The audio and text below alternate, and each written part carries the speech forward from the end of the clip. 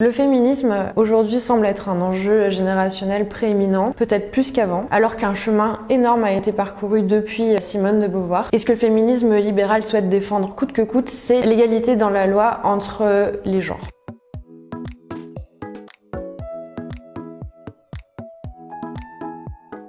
Quand on regarde 50 ans en arrière, l'avancement est phénoménal. C'est finalement une société libre et une société industrialisée qui a permis l'émancipation des femmes. Aujourd'hui, le féminisme veut aller plus loin pour rétablir une forme d'équilibre qui n'existerait pas dans la société malgré ces progrès. Évidemment que ça va pas se faire du jour au lendemain. En revanche, ce qui est intéressant, c'est que ces prises de position et ces voix qui s'élèvent vont probablement donner lieu à des innovations sociales, à des nouvelles formes de métiers, de modes de vie qui s'adapteront beaucoup mieux aux ambitions des femmes.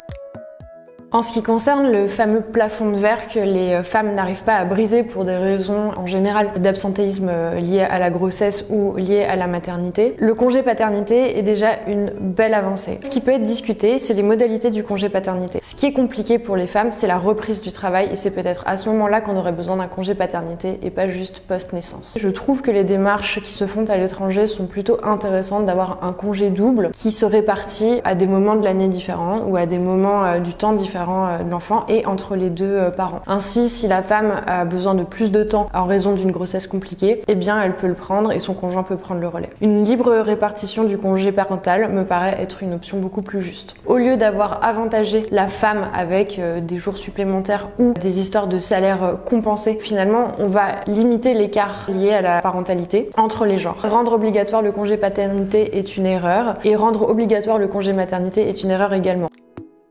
Aujourd'hui, la grande bataille, elle est peut-être là. C'est qu'en fait, il y a des féministes qui cherchent à maximiser l'intervention de l'État sur un terrain public, c'est-à-dire élargir la sphère publique au maximum, jusque dans des sphères qui aujourd'hui étaient intimes, alors que l'inverse, chez les féministes libérales, c'est plutôt de restreindre la sphère intime et de faire en sorte que le gouvernement ou que les autorités interviennent le moins possible dans la régulation et la réglementation des échanges entre les individus dans la sphère privée.